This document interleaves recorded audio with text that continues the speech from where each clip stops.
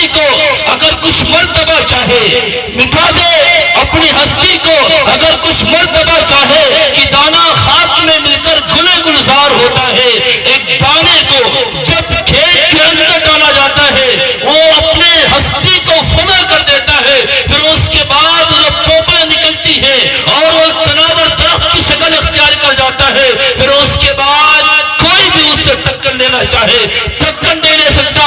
اس لیے اگر کچھ بننا چاہتے ہو، اگر کچھ بننا چاہتے ہو، ایک مثالی شخص بننا چاہتے ہو، میں مخاطب کرتا ہوں اپنے طالب علم دوستوں کو کہ آپ ہی کو سنبھالنا ہے اور آپ ہی اس قوم کے مستقبل کے رہنما اور قائد ہو۔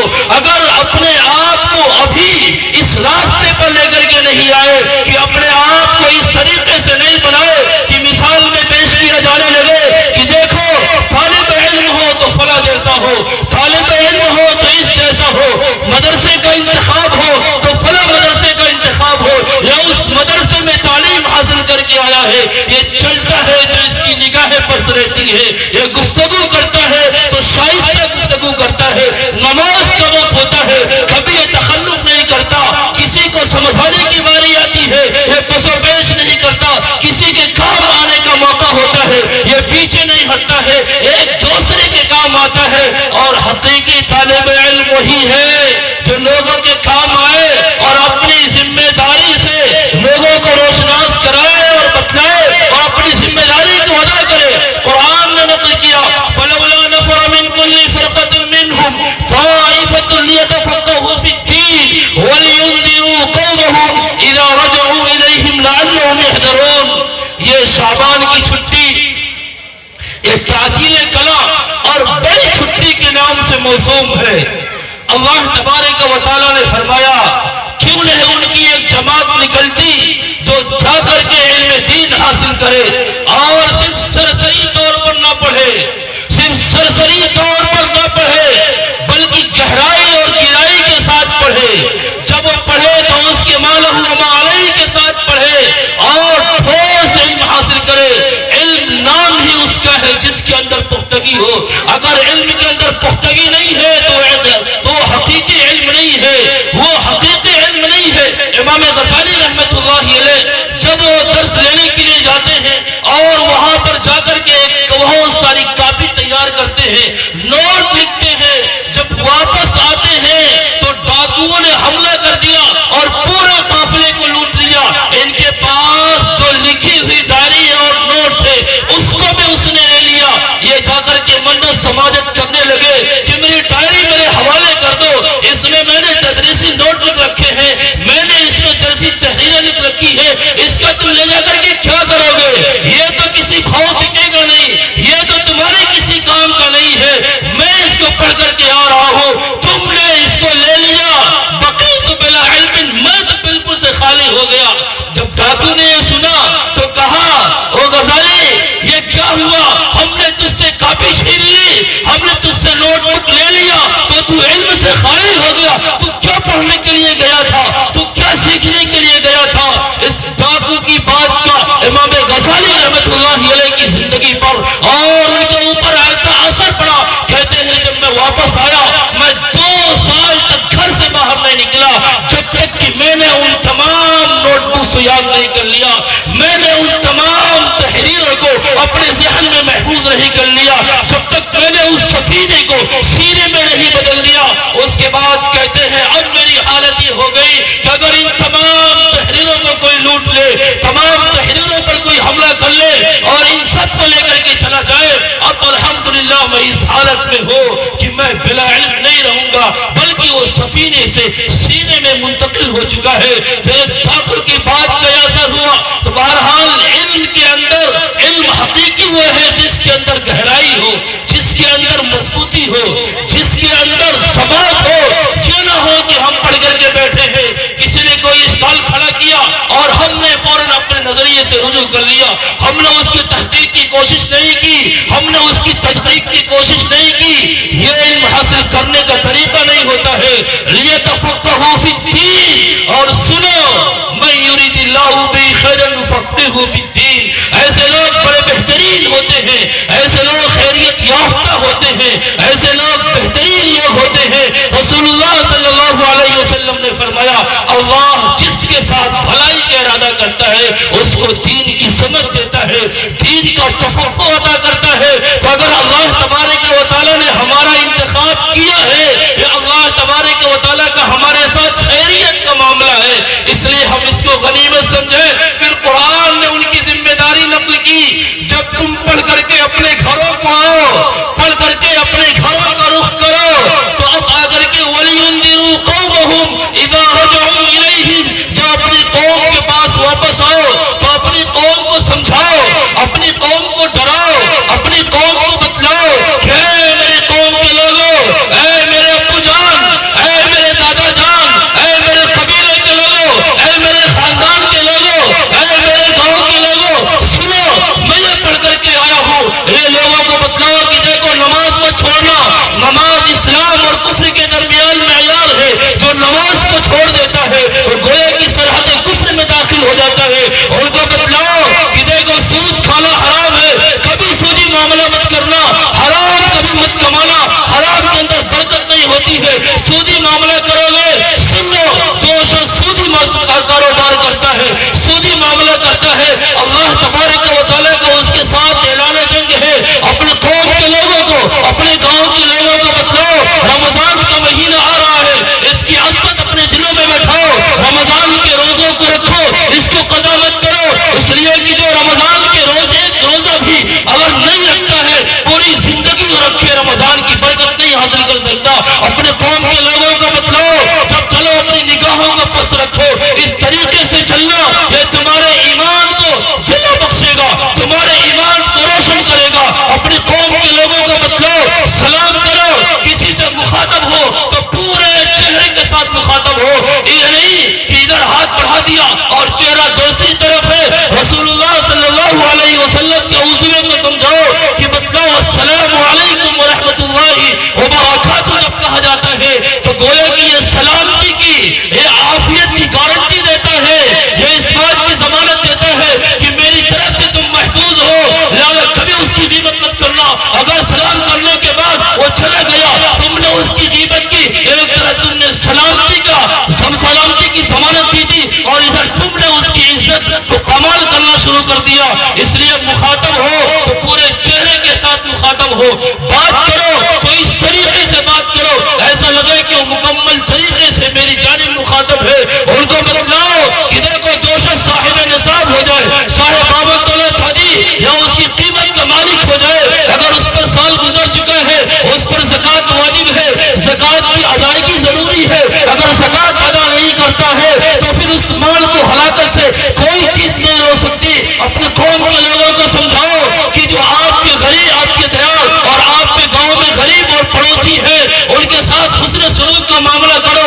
رسول اللہ صلی اللہ علیہ وسلم کی حدیث سنو، واللہ لا یؤمن، 3 مرتبہ قسم کھا کر کے رسول اللہ صلی اللہ علیہ وسلم ارشاد فرماتے ہیں واللہ لا یؤمن، واللہ لا یؤمن، واللہ لا یؤمن، قسم بخدا وہ مومن نہیں ہے، وہ مومن نہیں ہے، وہ مومن نہیں ہے۔ من لا یامن جارہ بوائقہ، جس کا پڑوسی اس کی شرارتوں سے معمول نہ ہو، جس کا پڑوسی اس کی تکلیفوں سے محفوظ نہ ہو، جس کا پڑوسی اس کی شرارتوں سے محفوظ نہ ہو۔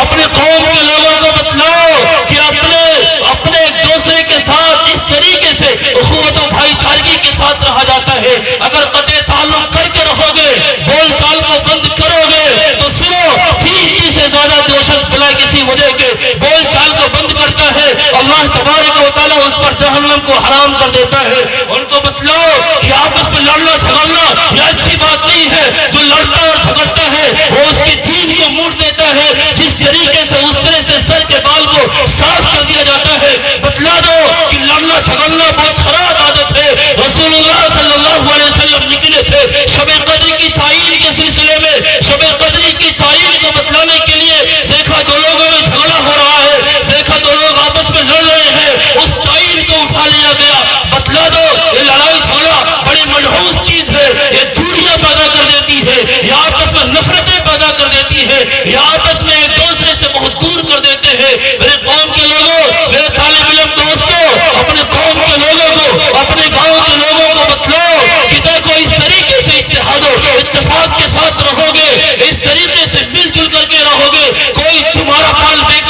سکتا. کسی پر بھی کوئی تکلیف پہنچے دوسرا اس تکلیف کی شدت کو محسوس کرے، اس لیے کہ اگر کوئی مشرق میں ہے اور مغرب میں اس کو تکلیف پہنچتی ہے، اگر مشرق والا مغرب کی تکلیف کا احساس اپنے دل میں نہیں کرتا ہے، وہ اپنے ایمان کی خیر بنائے، اس کا ایمان مکمل نہیں ہے. ان کو بتلا دو المؤمن للمؤمن کالبنیان یشد بعضہ بعضا، ایک مومن دوسرے مومن کے لیے عمارتوں کی طرح ہے. جس طریقے سے اس کی ایک اینٹ دوسرے اینٹ کو مضبوطی دیتی ہے، سہارا دیتی ہے، اس طریقے سے قوم کے لوگ ایک دوسرے کے لیے مضبوطی اور سہارے کا سبب ہے. اگر کسی ایک سے قطع تعلق کرو گے پوری عمارت ڈھل جائے گی. ان کو بتلاؤ کہ جو شخص اپنی عزت و عفت کی حفاظت کرے گا وہ جنت میں داخل ہوگا. بتلا دو رسول اللہ صلی اللہ علیہ وسلم نے ضمانت اور گارنٹی لی ہے، من یضمن لی ما بین لحیین وما بین رجلین اضمن له الجنہ.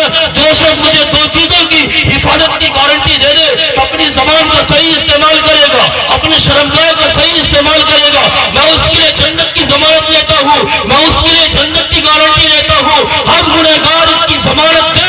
رسول اللہ صلی اللہ علیہ وسلم جنت کی ضمانت اور گارنٹی لیتے ہیں. اپنے قوم کے لوگوں کو بتلا دو مسجدوں میں آؤ، مسجدوں سے اگر تم نے ایک دن کا بھی اٹھا دیا، ایک تنکے کو اٹھا کر مسجد سے باہر کر دیا، رسول اللہ صلی اللہ علیہ وسلم نے فرمایا یہ جنت میں ملنے والی حوروں کا محل ہے. اس طریقے سے قوم کے لوگوں کو بتلاؤ، وَلْيُنذِرُوا قَوْمَهُمْ، ان کو سمجھاؤ کہ دیکھو سودی کاروبار مت کرو، حرام کاروبار مت کرو، اور اپنے بہنوں کو بھی وراثت میں حصہ دو. حرام مال کھاؤ گے، حرام کمائی کرو گے. رسول اللہ صلی اللہ علیہ وسلم کا فرمان ہے کلو جسم غذی بالحرام فهو الیق بالنار. جس جسم کی تربیت حرام مال سے ہوئی ہو، جس جسم کی پرورش حرام مال سے ہوئی ہو، وہ جہنم کے زیادہ لائق ہے. اور جو جہنمی اعمال کرتا ہے وہ معاشرے کا صالح فرد نہیں ہوتا ہے، وہ معاشرے کا نیک فرد نہیں ہوتا ہے. حرام کی نحوست یہ ہوتی ہے کہ پوری قوم میں نفرت و عداوت کی ایک ہوا چلا دیتا ہے، لوگ ایک دوسرے سے دور ہو جاتے ہیں. میرے طالب علم دوستو، کہاں تک بتایا جائے اسلام کے شعبے اور اس کی تعلیمات بہت غیر محدود ہیں.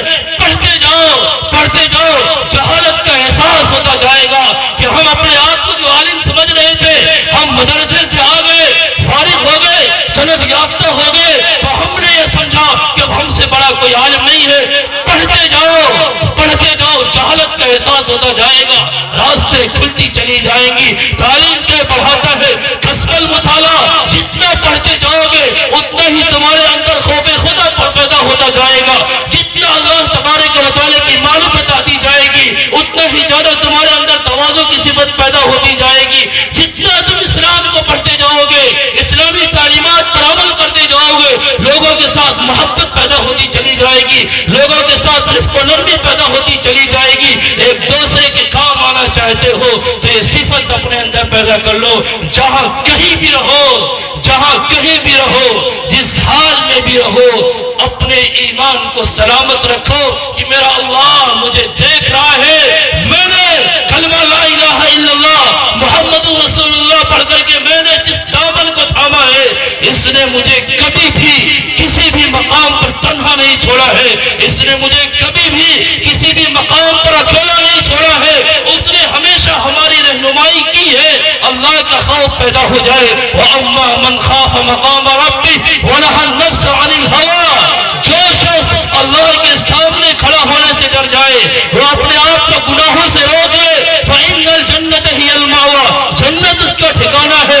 وَلِمَنْ خَافَ مَقَامَ رَبِّهِ جَنَّتَانِ، سب کے لیے ایک جنت ہے، لیکن جس کے اندر خوف خدا ہو، جس کے اندر اللہ کا ڈر ہو، اس کے لیے دونوں جنتیں انتظار کر رہی ہے. فَبِأَيِّ آلَاءِ رَبِّكُمَا تُكَذِّبَانِ، اتنے سارے اللہ تبارک و تعالیٰ کے احسانات ہیں، اتنے سارے اللہ تبارک و تعالیٰ کے انعامات ہیں. کن کن نعمتوں کو چھٹلاؤ گے، کن کن نعمتوں کے منکر ہو جاؤ گے؟ یا اللہ کی نعمتیں تمہیں صدا نہیں دیتی ہے، اللہ کی نعمتیں تمہیں آواز نہیں دیتی ہے کہ اگر تم نے اللہ کا خوف اپنے دل میں پیدا کیا، اللہ تبارک و تعالیٰ جہنم کی آگ کو حرام کر دے گا. ایک وہ شخص تنہا اللہ تبارک و تعالیٰ کو بیٹھ کر یاد کرتا ہے. رجل ذکر اللہ خالیا ففاضت عیناہ، اس کی آنکھیں ٹپٹپا جاتی ہے اللہ کے رسول صلی اللہ علیہ وسلم فرماتے ہیں کل قیامت کے دن اس کو اپنے عرش کے سائے میں جگہ دوں گا. جو شخص نوجوان ہو، ایک نوجوان شخص ہو، کوئی خوبصورت عورت اس کو دعوت دے اور اس کی زبان پر ایک کلمہ ہو انی اخاف اللہ، میرے اندر اللہ تبارک و تعالیٰ کا ڈر ہے، میں ایک کام نہیں کر سکتا. رسول اللہ صلی اللہ علیہ وسلم نے فرمایا ایسا شخص کل قیامت کے دن عرش خداوندی کے سائے میں ہوگا. جو شخص و نوجوان شاب النشا فی عبادت اللہ، جس کی پرورش اللہ تبارک و تعالیٰ کی عبادت میں ہوئی ہو، اس کا بھی حشر کل قیامت کے دن عرش کے سائے میں ہوگا. اس لیے اپنے آپ کے اندر اللہ تبارک و تعالیٰ کا خوف پیدا کرو اور زندگی گزارنے کا یہ ہنر سیکھ لو اور اس طریقے سے زندگی گزار لو. ان الذین قالوا ربنا اللہ، جنہوں نے کہا ہمارا پروردگار اللہ ہے، ثم استقاموا، پھر جم گئے. تتنزل علیہم الملائکۃ الا تخافوا، اب فرشتے اترتے ہیں کہ اس کے اندر استقامت ہے، اس کے اندر پاماندی ہے، اس کے اندر بہادری ہے، اس کے اندر جمع مردی ہے، اور فرشتے اتر کر اس کو خوشخبری دیتے ہیں اور کہتے ہیں اللہ تخافوا ولا تحزنوا، خوف مت کھاؤ، ولا تحزنوا، غمگین مت ہو، وابشروا بالجنۃ التي كنتم توعدون. جس نے اللہ تبارک و تعالیٰ کو اپنا رب مان کر کے جم گیا، اب اس کے لیے جنت کی خوشخبری ہے. وابشروا بالجنۃ التي كنتم توعدون. اور میں نے جو روایت پڑھی ہے اس روایت کا ترجمہ کر کے میں اپنی بات مکمل کروں. زندگی کس طریقے سے گزاری جائے، دع ما یریبک الی ما لا یریبک، جو تمہارے اندر کھٹک پیدا کرے اس کو چھوڑ دو. جو تمہارے اندر کھٹک پیدا کرے، جس کی جانب تمہارا دل مطمئن نہیں ہے، دع ما یریبک الی ما لا یریبک. اب جس پر تمہارا دل مطمئن ہے، جو تمہارے دل میں کھٹک پیدا نہیں کرتا ہے اور یہ سمجھتے ہو کہ اسلام حکم ہے، ہمیں اسی طریقے سے زندگی گزارنی ہے، اس کو اپنا لو. یعنی کھٹک بھی آ جائے، شبہ بھی پیدا ہو جائے تو اس کو چھوڑ دو. جو شخص شبہ کو بھی چھوڑ دیتا ہے اللہ تبارک و تعالیٰ اس کے لیے حلال کے دروازے کھول دیتا ہے، اور اس طریقے سے کھولتا ہے، اس طریقے سے کھولتا ہے کہ اس کے کوئی کسی طریقے سے کوئی اندازہ ہی نہیں تھا. کیونکہ وَمَن يَتَوَكَّلْ عَلَى اللَّهِ فَهُوَ حَسْبُهُ، جس نے اللہ کو رب مان کر کے استقامت اختیار کی، اللہ پر بھروسہ کیا، اس کا اللہ اس کے لیے کافی ہو جاتا ہے. اور جس کے لیے اللہ کافی ہو جائے اس کو کوئی بھی نقصان نہیں پہنچا سکتا ہے. جسے اللہ رکھے اسے کون چکھے. اللہ تبارک و تعالی ہم سب کو سچا پکا مسلمان بنائے. آمین. وآخر دعوانا الحمدللہ رب العالمین.